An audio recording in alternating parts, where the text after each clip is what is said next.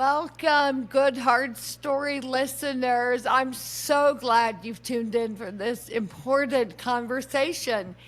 I am so grateful that Dr. Phillip Yancey is here with us today. And as you will no doubt hear, this is very, very special. Dr. Yancey, I'm not even sure I could do you justice with an introduction. I'll probably try after, but is there anything you would like to say from the top about who you are? Hmm. Well, I've been a journalist my whole career, and that's different. A lot of Christian books, particularly, are written by experts, either pastors, professors, or psychiatrists, something like that. And I'm not an expert. We journalists, as you know, go around and introduce other people and make them explainable to people who don't have that privilege. So that's been great for me, just to be able to choose those people I want to learn from and follow them around. And in your case, you do interviews with them, and I do it a little differently, usually with a pad and paper, and then I go home and write about them. But I'm a journalist. That's what my identity is. Goodness, you are yes, a brilliant journalist, but you are a incredibly prolific author of many books that have meant so much to me. Your recent memoir, which should not be missed by anyone listening to this podcast, Where the Light Fell, is stunning. You are, I mean, to me, you are a survivor in such a beautiful sense of that word, of a Hmm. fundamentalist upbringing in Atlanta, Georgia, in Right? very much racist and difficult life situation as a child in the trailer park, and with a, I mean, I don't want to speak negatively, but you survived. Your father, who believed in faith healing and passed from polio, and your fundamentalist mother, and so much could have made you end up in a very different spot. And Hmm. I'm just so inspired by the thread of Jesus in your story and how clearly he has brought you all the way to today, even with Hmm. a Parkinson's diagnosis that you clearly are stewarding so well. And I just can't believe you said yes to me on my podcast. I'm just like, this is so cool. I'm just so grateful you're here. And I do have some actual questions for you, Philip. Okay. Well, Okay, so Catherine, we go way back to days when you were in Malibu, and I just now found out that you're in the Atlanta area, and of course that's my old stomping grounds. But it was a different place back when I grew up. They used to have a counter, a digital counter on one of the big highways there, and they were trying to count down to 1 million people. Soon we're going to have 1 million people in the greater Atlanta area, and last I heard, now it's 5 million. And this is just in my lifetime. for sure, it's massive and very different than your upbringing. I'm sure you've heard from many others that so many of the stories that you recount are just chilling to me and frankly unimaginable in Atlanta Yeah. today. That would so much of just such gross shock. I mean, the story about the restaurant you went to where they Mhm. made black people dressed as slaves and hold menus and all that, like, and that was in the 1960s. It's just, I can't believe it's not even been a full century and it's the same place. I mean, it's shocking. So you need to come back and visit, and it's delightfully much more normative Yeah. and hopefully just a different day. I think so. It's very metropolitan. It is. We dare not forget, even though there's still racism and we struggle with, we dare not forget that those people who put their lives on the line changed society in an astonishing way. And there were a few martyrs, but really not that many. And you look at Martin Luther King, citizen of Atlanta, and John Lewis and folks like that. They put their lives on the line, and it just changed things. We had a governor when I was living there, Governor Maddox, who used to sell axe handles and billy clubs, the kind of things that cops use. Uh, so you'd have a souvenir of what we did to those people. Right. And this was the governor of the state. Yeah, it's shocking. I read that in your memoir. It's just chilling. How could people? It's hard to fathom, but It it's is. such a testament that you are a product of this place, and it's very very inspiring. Um, Philip, we did meet years ago. I think the year was 2011. Jay and I got to Okay. meet you and Janet when you spoke at our church in California, Bel Air Presbyterian Church. And Right. many of the nuggets you gave in your glorious sermon have stuck with me and very much informed our ministry, Hope Heals, to this day. You Mm. said, and this is a not direct quote, but I would like to think it's a directly to me quote. You said, hope is believing in advance what will only make Mm. sense in reverse. And Mm. you may have said faith, but I heard hope for sure. Hope is Okay. believing in advance what will make sense in reverse, and it has forever shaped me since then, and that Mm. was 2011, so 14 Wow. years ago. So your impact has been deeply formative to our ministry and work through Hope Heals. So I stand amazed as you are living with Parkinson's. Just your living impact. It's beautiful. Well, you face that too. You know, when the bad things happen, you think there's no way out. There's no way this could be redeemed. And yet later, looking back, you can see God can use all sorts of things. Oh goodness, And yes. and I grew up among people who thought that God goes around kind of inflicting illnesses. Here, I'll make you sick. Here, I'll make you sick, or I'll give you a stroke, or whatever. Right. And I don't see that. I don't see that in the Bible. I see Jesus as our healer. Jesus is the one. If you want to know how God feels about people who are sick, people who have disease, just follow Jesus around. Every time he met someone who asked, he would respond with healing. He didn't heal everybody in the world, but he healed everybody around him, and that gives us the best picture we have of how God views those of us who are going through hard times. So when you're going through it, it requires faith to believe that God can somehow take this thing that looks so bad and turn it into good. Mm. Even after I got the Parkinson's diagnosis 2 years ago, and then last year I had a cancer diagnosis of prostate cancer and had to have surgery for that. And it's easy just to kind of spend a lot of time thinking about things that you're not going to come up with an answer to.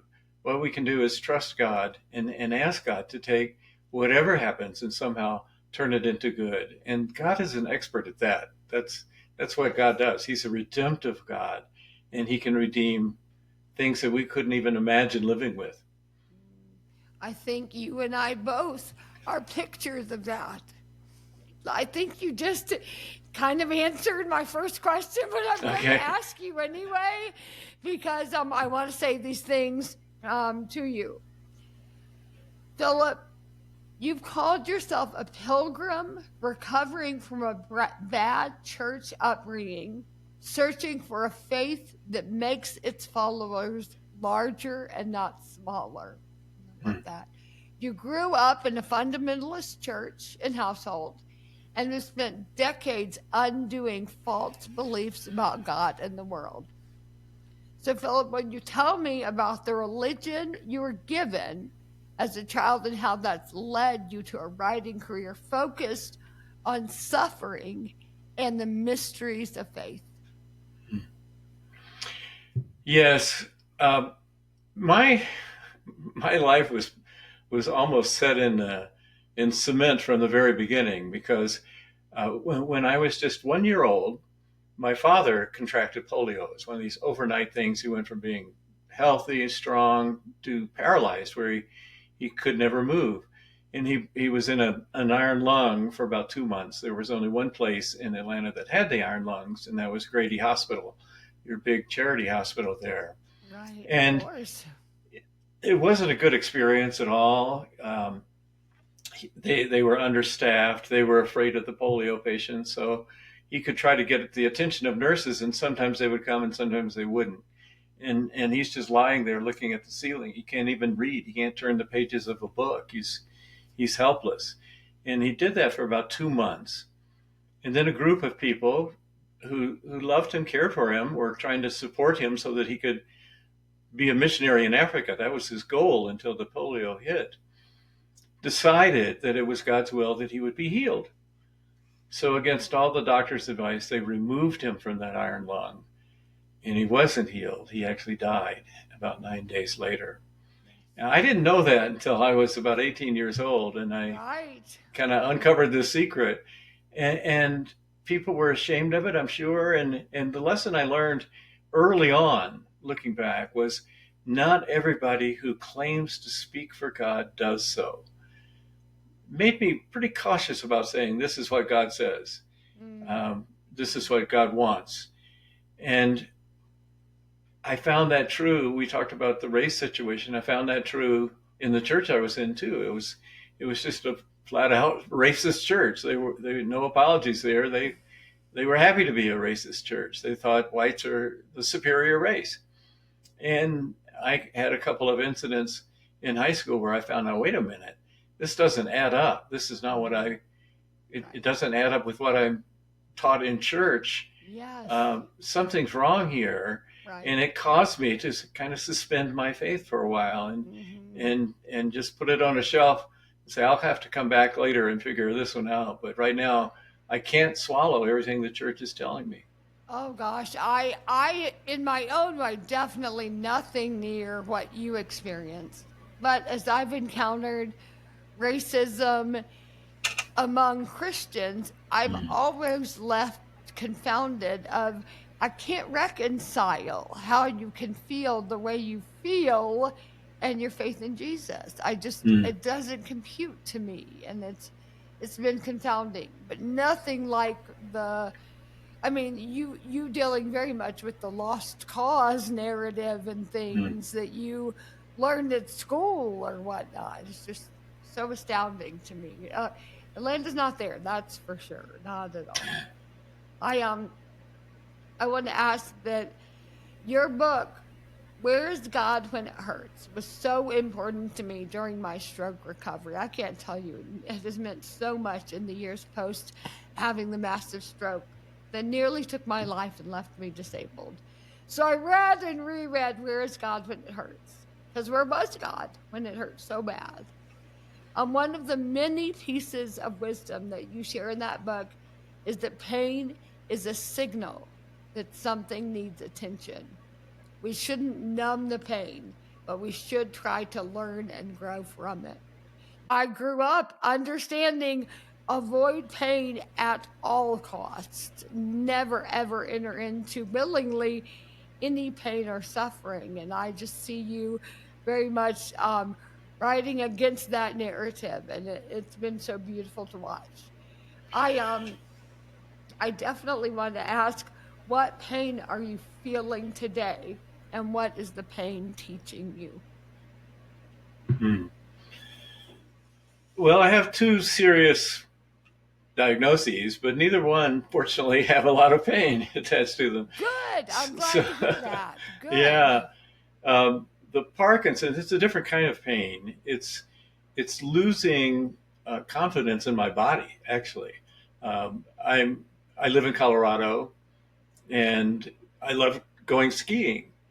And I used to be kind of a reckless skier, and I would go in between trees at fast speeds. Well, I can't do that anymore. There are a lot of things. I wonder, okay, I also like to mountain bike. Should I risk that? Because one of the things with Parkinson's is you lose a good sense of balance. So in a sense, Parkinson's is a little bit like old age, but coming too soon. You stop doing things that you used to do. Yes. But in terms of physical pain, I don't feel that much. I cough a lot because I have trouble swallowing, and there's some minor things like that. And the prostate cancer, I had surgery which took care of the cancer, we hope. Um, and I'm glad. Not only am I glad there's pain, I'm glad there are painkillers these because I I didn't feel anything know. during the surgery. Totally, totally. Yeah, but what you said earlier about pain being a gift, I wrote a book with a leprosy specialist called Dr. Paul Brand, and the gift of pain is the name of the book. And a very simple explanation of how that works is about a third of people with leprosy go blind. And the reason they go blind, the only thing leprosy does is it kills nerve cells so that they don't carry pain signals anymore. Well, you and I have little pain signals the whole time we've been talking. About every 2 seconds, it forces us to blink. And we don't sense it as pain because it's very low level and our body responds automatically. But if you decided, okay, I'm going to not blink today at all, I'm just going to hold my eyes open, you will feel pain before long. It won't take all that much time. Well, a person with leprosy doesn't have that automatic pain signal. So they do go around all day with their eyes like this, not blinking. And they may reach up and scratch and damage their eyeball and it doesn't hurt. So they do something else. And we've got these marvelous protective systems built into our body. I mean, why does anybody go to a doctor? Well, pain is the reason. We feel something's Right. wrong here. It's not working the way it's supposed to. So I better go check it out with the experts. And just that understanding, pain is not the enemy. It's a language. It's the best language that our body can come up with to get our attention, to pay attention to something that needs our attention. So that just seeing pain not as the enemy, but as our friend, really trying to protect us is a key step in not going around feeling that you're being persecuted by God or some of these things. These are systems built into the body that let you know something's wrong. That's beautiful, Phil. Wow. And I mean, I completely agree. My goodness. The pain, both physical and emotional, has been Mm. such a teacher to my life in these last 17 years, a tutor for me, and an indicator of what's going on and what needs attention. And I'm definitely with you there. Philip, Right. I wanted to talk to you about Marshall. I have such a heart for your brother Marshall, and I've never met him. I will try to hold it together and ask you about him, but I something about his life and him ending up having had a stroke and then a suicide attempt after a stroke, and becoming disabled in fairly recent years is the part I'm going to get to. Um, but what is fascinating to me is both of you growing up with the very same set of circumstances, which is true of siblings all over, for sure, and very different responses to faith and life and people. And gosh, Marshall is just such a tender. I just want to give him a big hug, and I think he is living in a unassisted. He's living on his own today with, I mean, in a wheelchair and with a lot of issues, I think. But he's alive. Is that Right. right? Oh, absolutely. Yes. Marshall is 2 years older than I am, so he's the older brother, and he really was the older brother. He would be the pioneer who would absorb the tensions of the family and protect his little brother from the bullies at school and things like that. He happened to have an amazing gift of music, and he discovered it himself. It turns out he had absolute pitch. So if you just go to the piano and put your hand down on 5 notes, he can tell you which of those notes they are.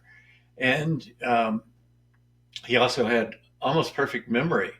So he could play something and then, or even hear something on the radio, and a week later sit down and play it just like it was played. And Right. here I'm practicing my scales and not getting very far. My brother just does it without any work at all.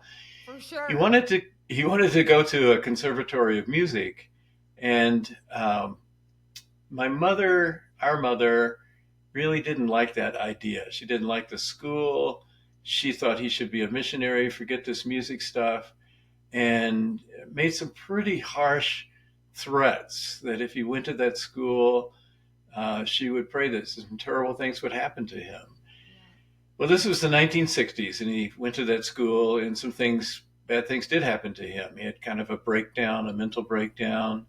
He was Uh, diagnosed with schizophrenia at one he point. Is was, that he right? was, yeah. And those were the days, the early days of the draft, where they were drafting students into Vietnam, and doctors were cutting some slack, you know. So I'm not sure how serious that diagnosis was. He Yes, certainly was in the middle of some sort of breakdown, but for sure. he did Possibly get to drug induced. It sounds like, and yeah, there's right. probably a And, a lot of trauma too from yeah, childhood. and he came back to Atlanta. He had nowhere else to go, and helped join a hippie commune, some of the Atlanta's first hippies, and they would hang out in Piedmont Park and drop acid, taking LSD, Yeah. and anything that he was raised to do. He had always been the more spiritually seeking one of the two of us, but that went by the wayside, and he got addicted over the next few years to just about everything: alcohol, drugs, women, sex. Moved to California back in the hippie days and carved out a life. Unfortunately, he lost so much of his musical abilities and became a piano tuner, not a concert pianist. But he had a life going on. And then his stroke was very different. I don't know if you remember it, Catherine, but he was on safari in Africa and he Yes. started coughing. There was dust in the air, and he said, I felt like I was coughing my guts out. And of course, they're in the middle of the wilderness, nowhere to get cough drops or medicines. And a week later, after he had come back from Africa and was back in Atlanta, or I guess California by then, he started noticing he was seeing double vision. There were some things that weren't quite right. He had a headache. And then just overnight, he became comatose. Mm-hmm. He he had no responses whatsoever. And they finally discovered that while he was coughing in Africa, he coughed so hard that he crushed his carotid artery against his spinal column, Yes. the bony spinal column, and it tore on the inside and created a flap, and it kept the blood from going to service his brain. So for that week in between, his brain had been like a jet engine shutting down. You know, it's parked. We don't need to roll anymore, and we'll shut down this, we'll shut down that. But there are certain things that you can't shut down, and his brain had done that. Mm. So he had brain surgery. You're familiar with those kinds of things, I'm and very much tracking with this story. yeah, And I remember reading that your mother's response was, well, we were going to be medical missionaries in Africa, and then you go to Africa and have a stroke, and sort of making this bizarre parallel universe thing about going to Africa.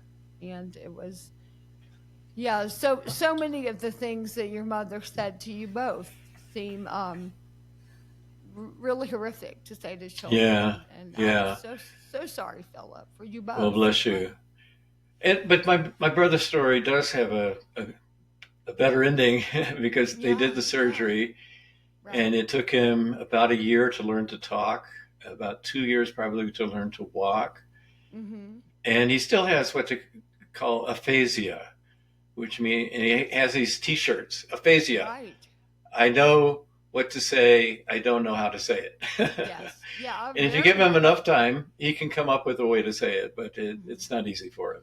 So we have both a coffee shop where we employ people with physical disabilities, and we have a Ah, family camp for families where someone has a disability. So I'm highly tracking with the fascia, what it means, what it does, and a whole slew of various physical disabilities, and as I like to refer to them, invisible wheelchairs, just hmm, disabilities that no one would see from the trauma we've all experienced and the suffering and hardship that doesn't show on the outside. So yeah, I very much do understand.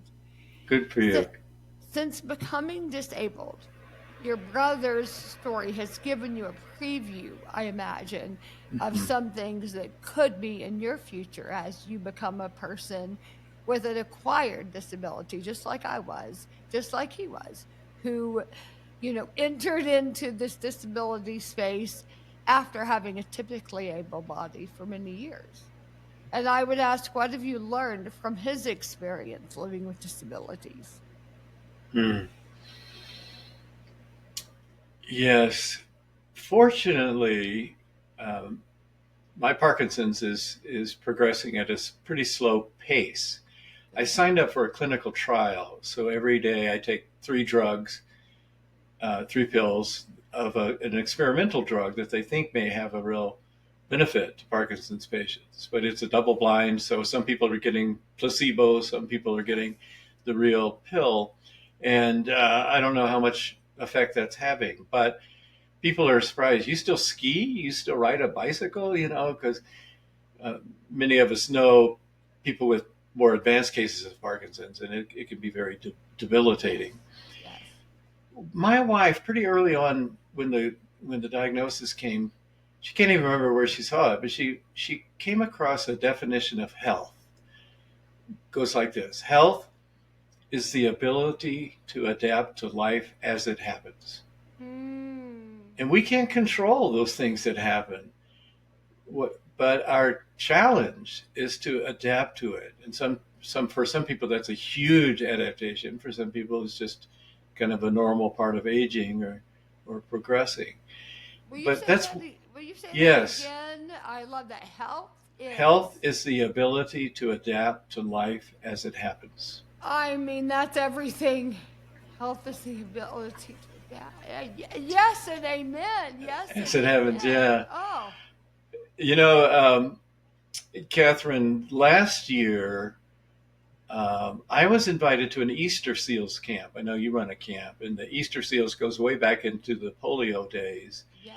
And my father had died of polio, and when I published the memoir, some people here in Colorado read that and said, "We have a camp for post polio survivors, people who had polio back when they were children, and would you speak to them?" I said, "Sure, I'd love to." Now these aren't 4 and 5 year old children. They're 70 and 80-year-old Yes, yes. people because For sure. the vaccine for polio pretty much made it a history in the United States rather quickly. For But sure. but these post polio victims are having some of the symptoms recur, and it can be very painful. But I went to that group, and I'm sure you could tell me your own groups. I went to that group thinking, oh, these poor people. No, these were people who had adapted to life as it Right. happens. They Oh, couldn't yes. control certain things, but they could carve out a life, and they were strong. Some of them were in uh, Paralympics, and others of them were professors and had gone that direction. But every Absolutely. one of them told stories of overcoming Right. things that are hard, that are difficult. So, Mm. yes, God can use anything and God can redeem anything. And another piece of advice I would say, the little bit I have found, and especially working with my brother, is don't be afraid to ask for help. If you need something, find a community that helps you. And I think that's what the body of Christ is all about.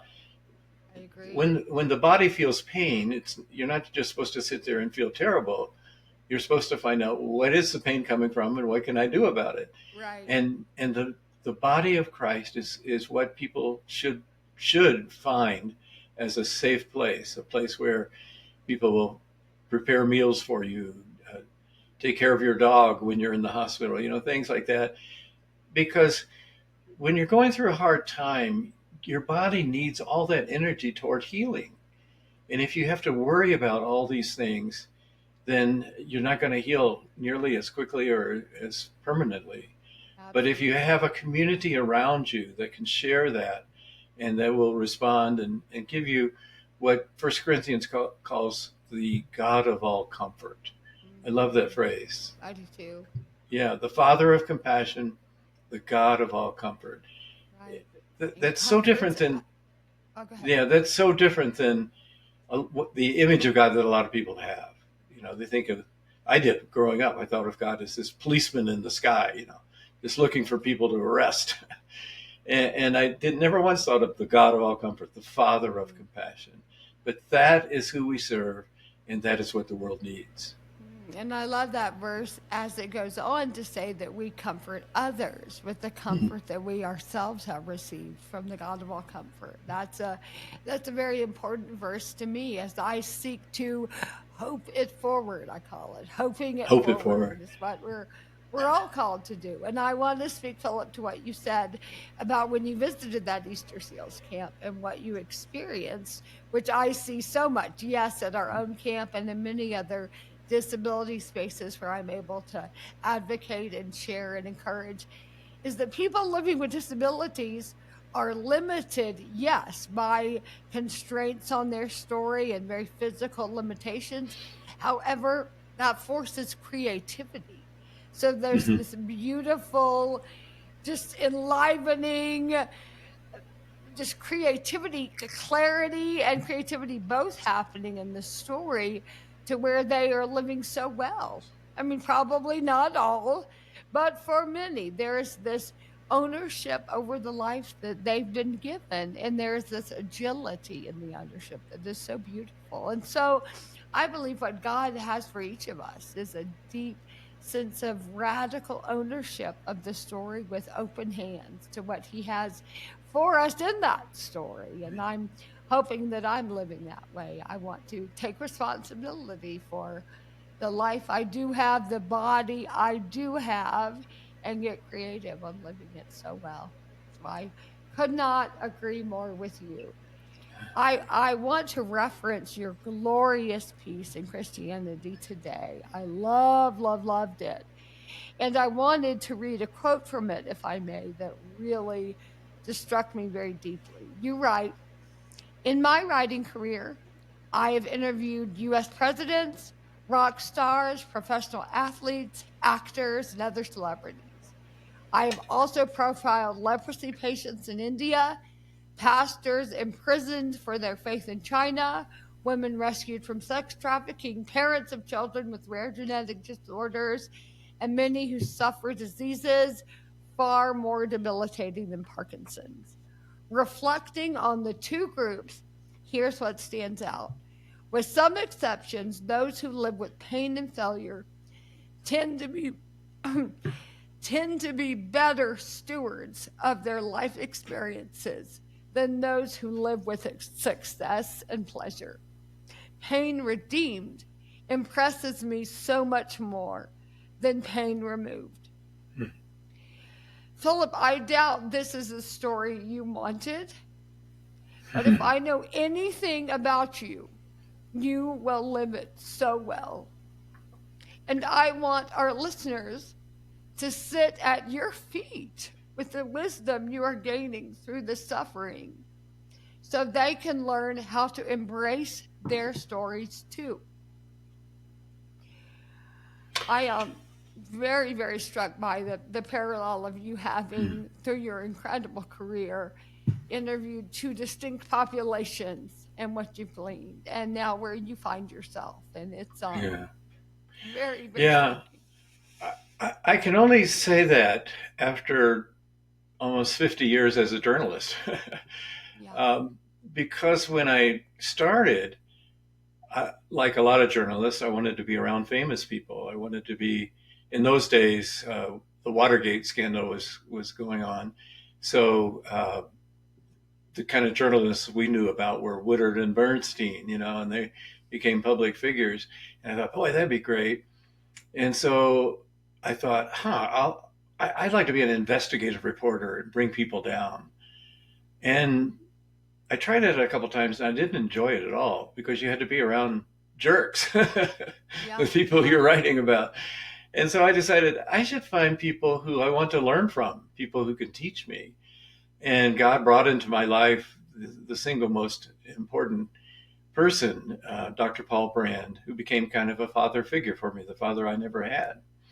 And I ended up working with him for about 10 years, writing 3 books, Fearfully and Wonderfully Made, In His Image, and The Gift of Pain. And he was the one who worked with leprosy patients in India.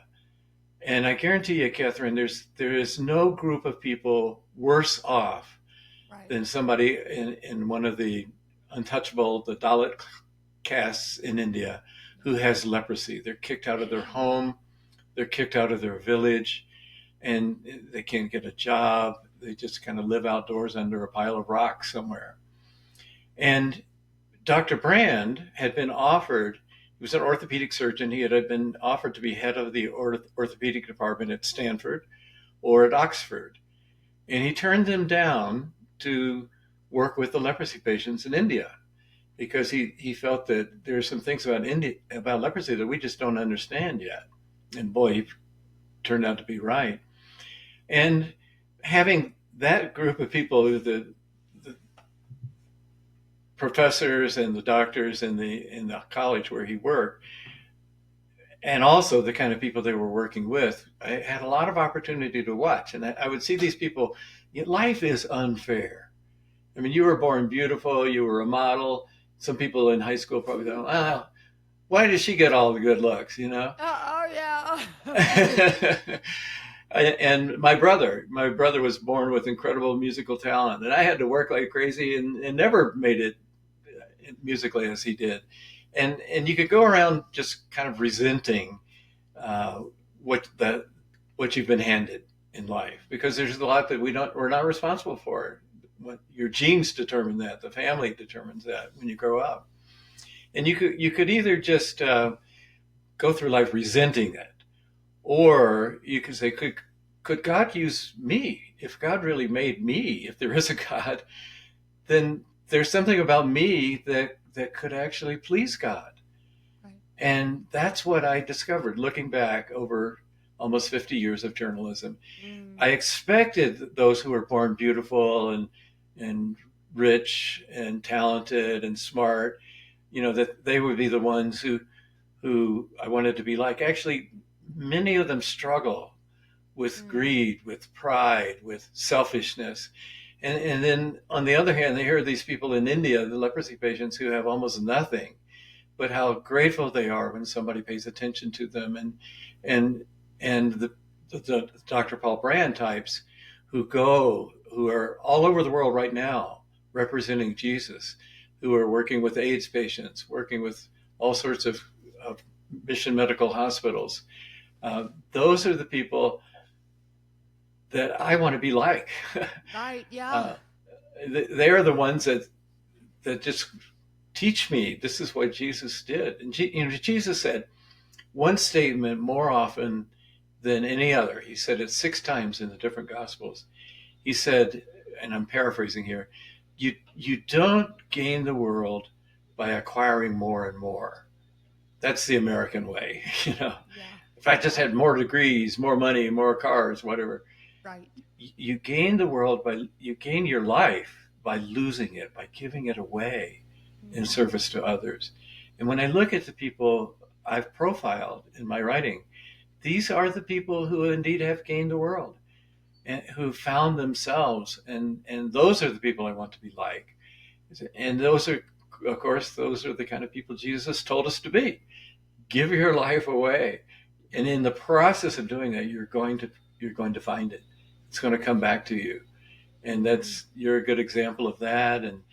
And I've seen so many examples over the years. I don't know that I am a good example of that, but I'm definitely the observer of that phenomenon right there with you. That You could have all the riches and power and access and beauty and all the things and be miserable. Or you can have everything the world says you don't want and count it gain and live with joy. And that is just a beautiful, I haven't ever heard it put exactly like that, that it is actually what Jesus said over 6 times, that it's gain when you lose. I mean, Right, that's right. very beautiful. So how could you with the Parkinson's diagnosis, or me after a massive stroke and with an ongoing neurological condition, count it as anything but gain? Mhm. And that's hard hard to say out loud, but it's true. Yeah, and if you doubt that, just go to Romans 8, where Paul gives a little mini biography of his life. Looking back, he talks about shipwrecks and beatings, and he had snake bites and Yes. time in jail, and just one hard thing after another. And yet he said God used all of these things for my good. And it goes on to say that things will even out someday. That there's the love of God is so great it can overcome anything that happens to us. It's the most powerful thing in the universe, and you can't defeat God's love. God's love Mm, will win in the end. absolutely. I think it goes on to say in that beautiful passage that he who did not spare his own son, but gave him up for us all, how will he not also graciously give us all things? And that's always been such a treasure to my heart, is God's giving us absolutely everything and the best things for our lives.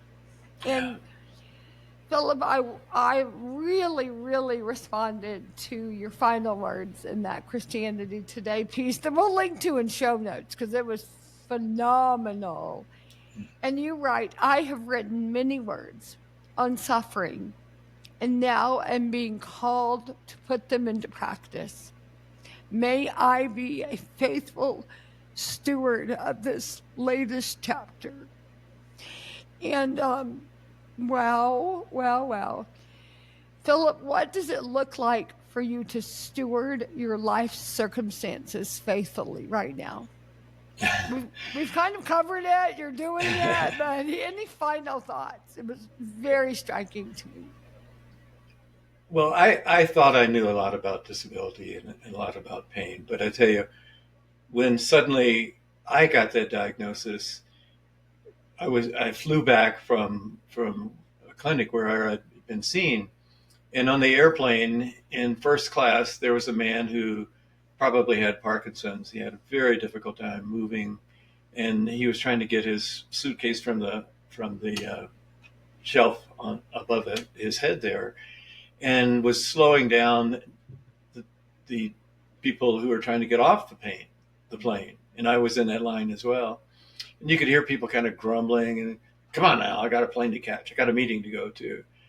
And then I realized, I'm on his side now. I'm one of those Yes. that cause people resentment.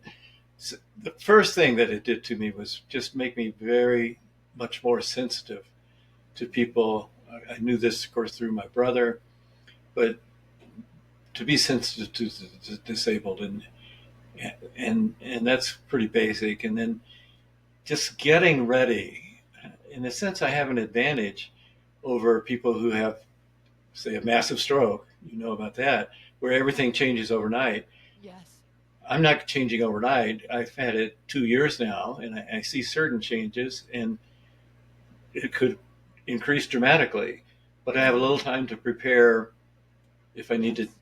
change things in the house, a different living situation or whatever. I can Mm-hmm. work on those. But for me, the struggle I have right now is how do I steward the time that I have left as a writer? Mm. Um, because I've done a lot of speaking and travel and also writing. More and more, I'm thinking I really need to prioritize that writing. I can do that longer, for one thing, and it can outlast me. But I there's so many things I want to do. you know, I need help in just making those decisions. So uh, on a lot of different fronts, and I think the key for me is to approach it as that word stewarding implies. Um, it's something that God has given me, our lives, our time. This is what we've been given by God. So how do we respond? How can we best use it for service to God? And that's what I'm kind of in the middle of right now. Oh goodness, yes. I think it was in your memoir you quoted um what is his name? Who wrote "How Then Shall We Live?" It's Francis Schaeffer. Francis Schaeffer. Yeah. How then shall we live because of Yeah. what we believe or something? And Right. I so resonate with that. I also deeply, deeply resonate with your comments at the top of this question that once you see, you can't unsee. So Mm. once you recognize the profound struggle of those, yes, in the disability community, but really, as you saw, even as a child, in the racial, just tremendous, racism you saw and experienced. Once you see hurting people groups of any kind, you can't unsee.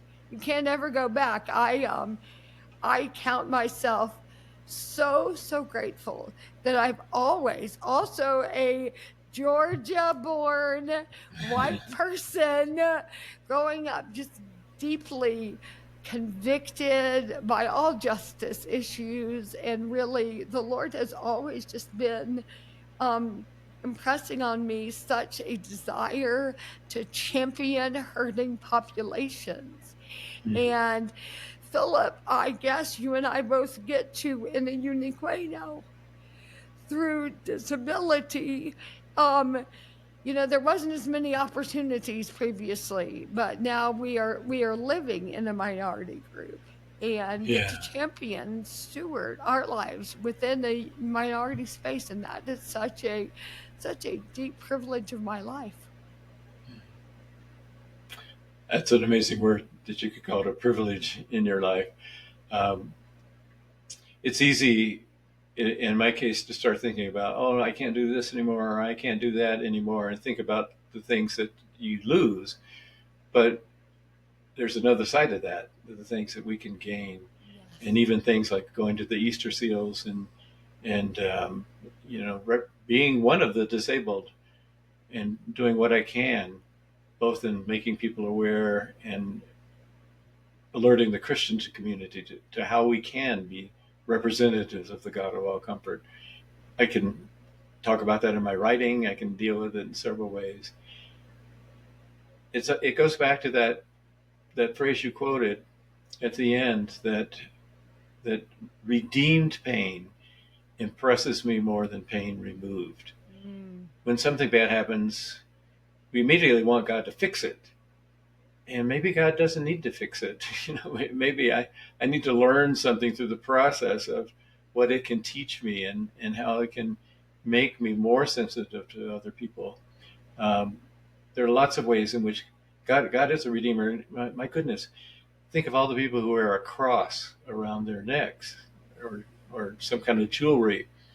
Here's the day the worst thing that could possibly happen happened: the murder of God's perfect Son who did nothing wrong. And it's a day we call Good Friday. right. Yeah, God took the worst thing and turned it into the Hmm. good thing that saved the planet, that shows us permanently how God I feels about like to things. say, Philip, that the worst day of Jesus's life was one day called good. So maybe Uh, there's hope that the worst day of all of our lives might also be called good. And that is our deep comfort. you're right.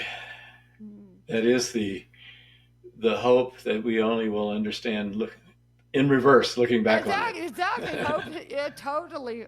I always want to remember the glorious phrase that you said that redeemed pain impresses you more than pain removed. That is so powerful. Redeemed pain impresses more than pain removed. Absolutely. Could not agree more. May I ask your age? I'm very curious. 75. 75. Okay, I'm 43. So I'm a little behind you, but we're all You headed are. the same direction. But I want to steward my story half as well as you have in your 75 years and many more to come, I imagine. And I'm incredibly, incredibly thankful to you for this conversation. And I want to close this episode by asking you what I ask on every episode of this podcast, the good, hard story, because we know both life is both good and hard. I like to ask my guest on this Good Hard Story podcast, what is good in your story? What is hard in your story? And how do you live in the tension of both of those in your good, hard story? Hmm. Well, you've quoted from my memoir, Where the Light Fell. And that kind of puts all three of those together because I later found as I looked back, it felt like putting a picture puzzle, a jigsaw puzzle together, but without a cover picture on the box. I didn't know what I was going to look like, And yet, as I went back and recalled everything I could about my life, I realized that it was a direct line, that God was there all along, even in the parts when I was very unsure of my faith. And the good part is that through pain, suffering, through doubts, and yet being touched by God's grace, I was able to come back and present that in a way that other people have found useful. Mm. Because the two themes of my life that I write about over and over are suffering and grace. And my suffering is not nearly as bad as a lot of people's, but I did go through some, and it was an impediment to my faith. I wanted to figure it out. I wanted to know why God allowed it. Mm. And then the grace, I didn't really experience much grace growing up in the church I was in. But my goodness, I have ever since. And I've been able to be kind of known for harping on that one word over and over, and I'll accept that. So there's good parts, there's hard parts, and the fact that they fit together is what is most satisfying. That my life has a straight trajectory, and I'm just so grateful for God being present and patient in all of those years and putting my life together for me. It's amazing to look through all of your beautiful, prolific work, to know your focus on suffering and grace is just such an incredibly beautiful place for your life trajectory to have meant that you're headed straight into heaven with a glorious, like, wow, well done, good and faithful servant Phillip. You're amazing. And I hope somewhere deep inside of you, you feel that. Just, wow, thank you, Jesus, that I've had this life, this story. It's incredible, and it's still absolutely unfolding, and we are honored to witness it. You've got a big fan right here in your hometown of Atlanta, Georgia, and I'm just so grateful that you would do this. Thank you so much. Oh, you're sweet. One last saying that my wife and I kind of joke about, because we've traveled a lot of places, we met all sorts of people, and uh, when you read the Bible, sometimes you think, man, there are some messed up people in that book, and these are the ones God chose here. Samson, people like that. Hey, explain that. David made all these mistakes. Oh, yeah. And I'll look at her and say, God uses the talent pool available. And our job is just to be part of that talent pool, That saying, is a word. The talent pool available. Amen. yeah. Oh, And we're gosh. not necessarily the smartest, best looking, but if we're available, God can use us. Yes, may we be available. Absolutely. Thank you so much for this, Philip. What a gift. I will listen to this episode again and again and feel encouraged by your life. You're Uh, you're amazing.